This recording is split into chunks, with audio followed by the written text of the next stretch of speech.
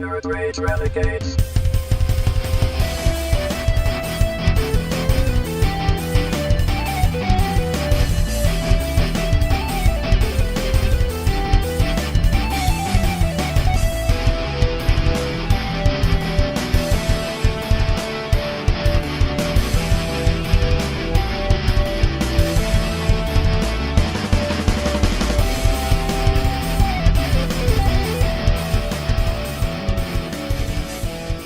Ladies and gentlemen, welcome to the Nerd Rage Renegades podcast. Coming to you live, but recorded. It's pretty smooth, man. I know it's smooth. It's smooth, because you gotta open that spit valve. What do you know about that, Andrews? Shit. Yeah, there's just some really good GTA stuff lately. Oh, man, there's been so much good GTA stuff. We got so much to get into. Tonight. But with the GTA stuff, Bill Ding and Chang Wei are probably some of the best they've done in months. Months. I'm hysterically laughing at everything. Well, it's funny that the whole saga started with picking Bill up at jail. He picked Bill up at prison, and then they ended it by either dealing with the cops or being arrested at the end of every time he's hung out with them. Chang, told you be careful the Bill Ding. I don't like the Bill Ding. Oh man, the funniest thing, I was watching the ending again of that, like the last hour. Uh-huh. And one of the funniest things is Chang is handcuffed by the tree, and he's waiting there forever, and they're not telling him anything. So he's like, I'm gonna walk over here and see if I can listen and see what's going on. And he walks by near the cops, and he can hear the cops talking, and the one cop is saying, I swear to God, I'm just going to leave him in the desert. I swear to God, I will. And you can tell he's talking about Bill Ding. Because Bill's just driving him nuts. Because with the, ha? Oh, you say a stupid old man Vietnam. You don't like Asian people. Oh, man, Bill is the funniest. Bill's hilarious. Like I said, I liked him and he mentioned his old character, Kiki Chanel. I liked Kiki Chanel, and I love Bill Ding. He's just fucking hilarious, man. And now that Chang has more of a purpose now with Bill Ding. He definitely has more of a purpose in that world with Bill Ding now. The two of them together, man. Oh, they go in when they go to the apartment of the one woman that Jessie. left when she left the cab ride. They paid for it too. They paid Chang. The guy paid for the ride. And he tipped him. I think he tipped him. He gave him like $100, and it was like he told him it was $8, and I think he gave him like $108 or something. But Bill didn't know that he was paid for it, so Bill insisted she didn't pay for the ride. And so they went to their apartment, like followed him home somehow, and found them, and just walked in and said, "You get in the car right now! Get in the car right now! Give me your phone. You have to finish the tour." Well, that's like for a while, Chang really didn't have a purpose because he was just driving the taxi around, making a couple jokes when his wife would call. With Bill Ding, he has a purpose, and I think for you and me watching these streams, watching this GTA roleplay, that we want these characters to have a purpose in this world that are funny, but also progresses a story. And it finally seems like Chang and Bill progress a story. Like Jerry is no problem. Jerry's story progresses every time Jerry's on. Jerry finds a way to progress his story no matter what. Yeah, well, he's had that character going longer, I think, and he's in a lot more. He's in the multiverse RP now. sessions. Well, Jerry's now in the multiverse. Yeah, he's everywhere. He's in VR chat. He's a Monster Hunter. Jerry Curlew. Yeah, he's like old world monster hunter. Samurai. I'm a samurai hunting monsters. They got to run into Classy's new character. Well, we know Bill Ding has crossed dimensions as well because Bill Ding is an Ark. Oh yeah, he got picked up by aliens and put down on the Ark planet. But we've met Classy's new character, Francis Sinclair. I gotta watch that. I want to see. I gotta find this Milton guy's stream because it's Milton. It's like Milton T. Pike. I have him on. I'll link you because I have him on my. I gotta see what Bill was telling the cops while he was. Yeah.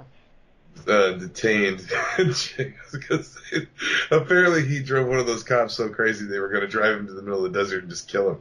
And see, here's the thing with this, and this pissed me off this weekend, right?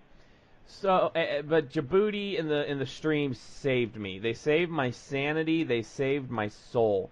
So I had to work out of town this weekend. So I had to get a rental car, and I guess nowadays cars don't come with CD players anymore. Like they're done away with CD players. You either have to Bluetooth in with your mobile device to listen to music, or you have to have like a USB thumb drive with like all your music on like a thumb drive, right? No CDs. That's weird. No more tangible media. Fuck you. Satellite. They have satellite radio. Yeah, but you have to pay extra for that with a rental car. Oh, really? Yeah, but I think. But no, they said no, you stupid old man Vietnam, you don't get no CD player. So I'm flipping through the channels, and we have this 80s station here where I'm at. So I'm like, it's nothing but 80s all the time. So I'm like, fuck yeah, I'm just gonna put this on. I'll listen to some freaking Oingo Boingo, some Tears for Fears. I'll just kick it back to the 80s. Well, I turned it to the station, and at 107.3, flip it to the station, and I hear, "This is your creative, imaginative channel or whatever.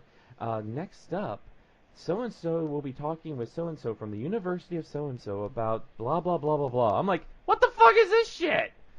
So I listened for a little bit. I actually listened for a little bit. And first they talk about this guy comes on, he's like talking about some stupid violinist that nobody's fucking heard of. He's like, oh, he's going to be really big in the music industry. You just wait, he's a very talented young violinist. I'm like, well, who the fuck is he? Who the fuck is this dude? He's like, we played at the local high school this past... I'm like, oh, he played at the local fucking high school, right? So, and then they start talking... Hey, man, orchestra, no joke, orchestras make a lot of bread. They do make a lot of bread. They charge a lot of money to record things. Yeah, well... there was a whole thing, it's long... If you want to know anything about it, you can read one of Frank Zappa's books. Yeah. He bitches about orchestras a lot. But there's got to be money to be made being an orchestral violinist, I guess. There's got to be, but don't take away my fucking 80 station for your bullshit channel of NPR. And I'm listening to all these hosts, and they are the fucking... I mean, literally, dude, they made my mouth dry. Like, I wasn't talking, I was driving, drinking. Why'd you listen to it then? Because it was like there, and it was like, I gotta see how bad they are. I just gotta see. Because you and I have been podcasting for six years, dude. Between the old show and this show. Oh yeah, it's like 5-6 years. You and I have been podcasting, and you and I are energetic. We're always up. But listening to these NPR fucking assholes, it's like, so tell me, next time you go here, what can people imagine? What can people think about the way that history is being rewritten today? I'm like, who fucking cares? Nobody cares. Nobody cares. So I was like, fuck it. Bluetooth my phone, go to Twitch, boom, Jerry Curl. And then I just hear, oh, I'm like, oh yeah, Jerry. So Jerry saved my life, because NPR, I mean, I'm sorry. How do these hosts get their jobs on NPR? I mean, they're fucking, they could literally make paint peel listening to these motherfuckers. I mean, literally, they're the driest sons of bitches, and they think people like them. Like, the way they talk, they're like, we are so glad that you join us today at 10, and then at 7 o'clock tonight. And we are so happy that you tuned in to your creative station. It's like, hey, fuck you, asshole. Some people probably don't understand why I watch Mountain Monsters. Because it's entertaining. This is not entertaining. This is like getting a root canal and a freaking an anal enema at the same time, while they're also doing a colonoscopy. It's that fucking bad. So it's almost speaking of Mountain Monsters, I was a little upset. We haven't heard when a new season is coming yet, and the last we left off, Buck was kidnapped by another group. But then there's pictures of Buck at like some convention somewhere, so he must have escaped. He must have escaped the other group, the clutches of the evil group he was in. It was Sheep Squatch. Sheep Squatch got him. It was Sheep Squatch. In his eyes. So and also we want to let everybody know, our longtime listeners who have listened to the show, we want to let everybody know, We are discontinuing something on the show from now on. There will no longer be Walking Dead TV show recaps on this show. Chief made the Hey, I decision. haven't done them in a long time anyway. So well, we've been off really season. We did it a little bit in the first part of this season, but with Gimple playing character death roulette, and just picking and choosing what he wants from the comic books to put a death on a character. It's bullshit, and I will tell you, Chief has not read any articles on this. He hasn't followed anything on this because Chief checked out. He checked out of the hotel and he just went off. He got in his van. Well, I mean, it's my choice as a consumer of Walking Dead products. I mean, it is your choice. I have tons of Walking Dead stuff that I'm a consumer of the product, and I no longer enjoy the televised version of the product. Exactly. I still like the comic. I read the comic. Yeah, I like still good. Comic's still great. But the show has just gone off the rail for me. It's so stupid. And it really does seem like every news outlet I read today, just because coming on the show tonight, I wanted to discuss it a little bit or just mention it.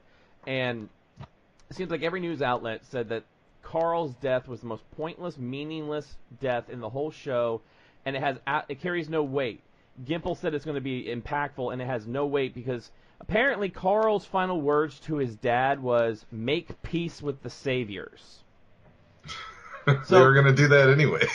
Carl wants him to make peace with the saviors, knowing that Rick's still going to have this fucking war. And the fact that they're like that even they came out and said, oh well, he still has Michonne and Judith, he'll be fine. The dude went fucking nutsoid and was hearing freaking phone calls when Lori died. So so when Carl dies, you just expect him to like lace up his bootstraps.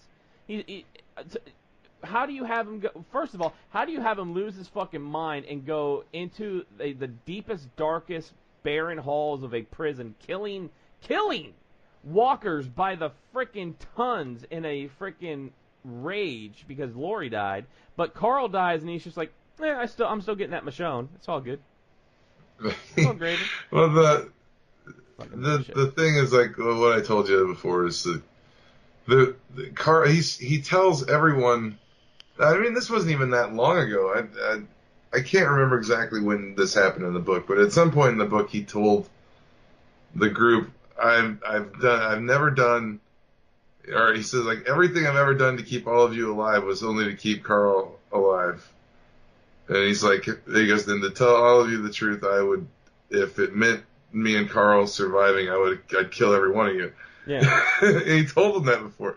So the whole reason that Rick is such a survivor and is never killed and is never, Rick always wins and comes back is because Carl was his hope and inspiration for the future. That's why he fought to bring civilization back to the East Coast in the comic book.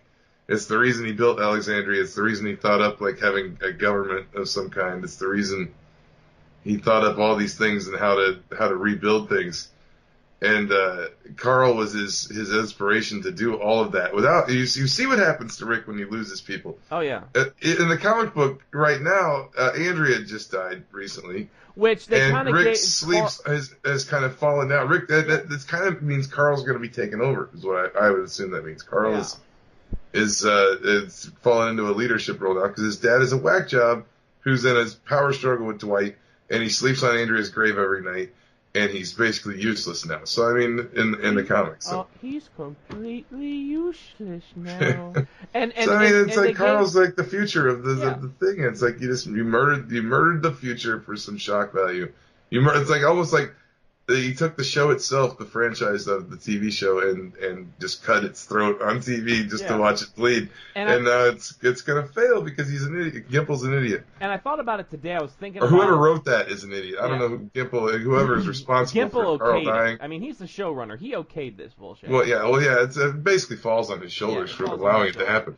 And I was thinking about it today. Carl getting bitten during a fight with walkers, not really realizing it, and then realizing he got bitten and dies.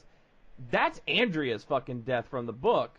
But from what I'm hearing, see, Andrea went out like a hero. Everybody came in, they paid their respects. Even Negan came in and paid his respects and told Andrea that if anybody was to kill him, he wanted it to be her. you know. But Carl doesn't get